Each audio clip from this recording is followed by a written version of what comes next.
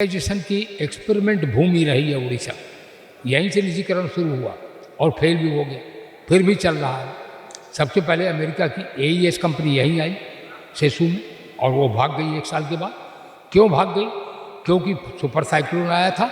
उन्होंने कहा हम पैसा कमाने आए हैं, पैसा खर्च करने नहीं आए हैं। इस प्रकार से इलेक्ट्रिसिटी की सिस्टम में जो जिनको है वह बिजली का उत्पादन करता है, और बिजली चाहिए कंज्यूमर को, वह डिस्ट्रीब्यूशन होता है।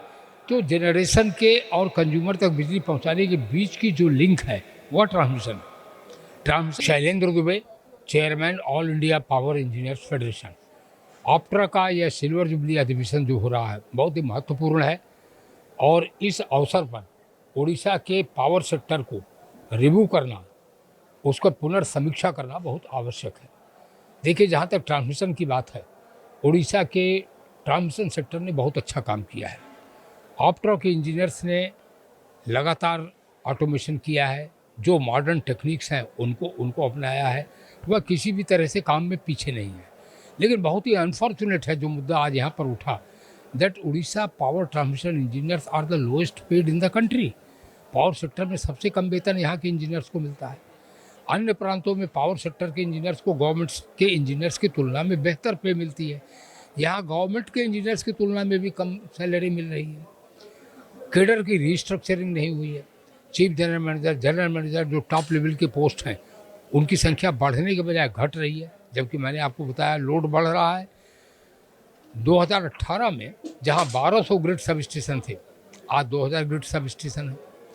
2018 में जहाँ 11,000 सर्किट किलोमीटर ट्रांसमिशन लाइन थी, आज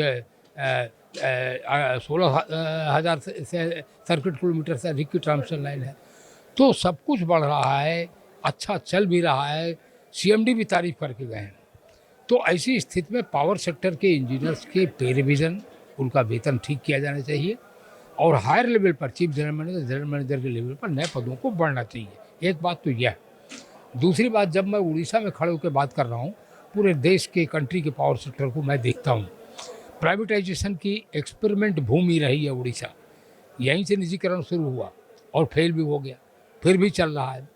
सबसे पहले अमेरिका की एईएस कंपनी यहीं आई सेसू में, और वो भाग गई 1 साल के बाद। क्यों भाग गई? क्योंकि सुपर साइक्लोन आया था। उन्होंने कहा हम पैसा कमाने आए हैं, पैसा खर्च करने नहीं आए हैं। रिलायंस कंपनी ने काम किया 16 साल के बाद रेगुलेटरी कमीशन ने रिलायंस कंपनी का लाइसेंस भी रद्द कर दिया। अभी टाटा पावर आ गई है। अब बड़ी दिलचस्प बात यह है कि टाटा पावर कह रहे हमने सुधार कर दिया है, हम मुनाफे में चले गए। लेकिन रेगुलेटरी कमीशन के सामने जो टैरिफ उन्होंने फाइल किया है, उसमें कह रहे हैं बहुत घाटा हो गया, इसलिए टैरिफ बढ़ा दिया जाए। एक ही बात तो हुई होगी। अगर मुनाफा हुआ है तो टैरिफ बढ़ाने की बात क्यों कर रहे हैं? और अगर घाटा हुआ है तो प्राइवेटाइजेशन का एक्सपेरिमेंट तीसरी बार उड़ीसा में फेल हो गया है। That should be review. मैंने मुख्यमंत्री से मैं मांग कर रहा हूँ, उनको पत्र लिख रहा हूँ all India power India federation के चेयरमैन की हैसियत से, कि टाटा पावर की चारों कंपनियों का सीएजी ऑडिट कराया जाए। इनका सीएजी ऑडिट नहीं होता। सीएजी ऑडिट होने पर सही तस्वीर सामने आएगी कि कैसा यहाँ पर काम चल रहा है। You are correct. अब मैं आपको बता रहा हूँ, मैं कंज्यूमर कैसे समझेगा उसकी भाषा में समझा रहा हूँ। जैसे ये ह्यूमन बॉडी है, ह्यूमन बॉडी में ब्लड जनरेट होता है। उस ब्लड को हार्ट जो है पंप करता है। जब हार्ट पंप करता है तो शरीर के हर हिस्से में वह रक्त पहुंचता है। अगर वो ना पहुंचे तो शरीर निर्जीव हो जाएगा। इसी प्रकार से इलेक्ट्रिसिटी की सिस्टम में जो जिनको है वह बिजली का उत्पादन करता है, और बिजली चाहिए कंज्यूमर को, वह डिस्ट्रीब्यूशन होता है।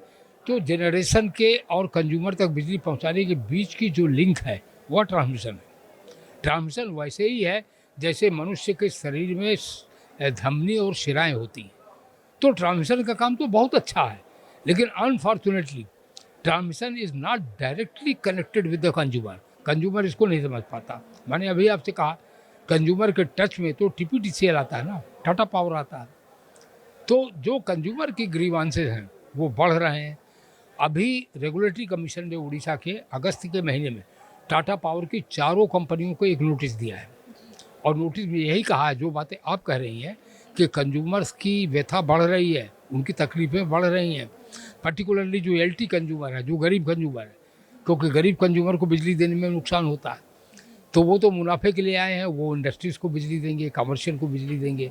तो इसलिए मैं कह रहा हूँ कि उड़ीसा में जब बीच का ट्रांसमिशन सेक्टर इतना अच्छा काम कर रहा है, एक और बात है महत्वपूर्ण, जब मैं उड़ीसा में खड़ा हूँ तो उड़ीसा में बिजली सबसे सस्ती बनती है, क्योंकि यहाँ पर हीराकुंड डैम है, यहाँ पर पानी के बहुत रिसोर्सेज हैं और हाइड्रो इलेक्ट्रिक बिजली सबसे सस्ती होती है। तो उड़ीसा में सस्ती बिजली भी बनती है, तो जनता को सस्ती बिजली भी मिलनी चाहिए, क्वालिटी इलेक्ट्रिसिटी मिलनी चाहिए और अनइंटरप्टेड निर्बाध विद्युत आपूर्ति होनी चाहिए। यही तो चाहिए जनता को।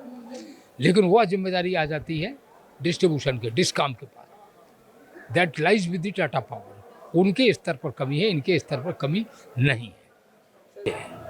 जो नियम कहता है, वो नियम ये कहता है कि अगर एक ओनर की जगह पर दूसरा ओनर आ गया है, तो जो पुराना बकाया है उसको नए ओनर वसूल करेगा, तो उसको बहुत होगा 10% इंसेंटिव मिल जाए, लेकिन बाकी पैसा वापस करना चाहिए।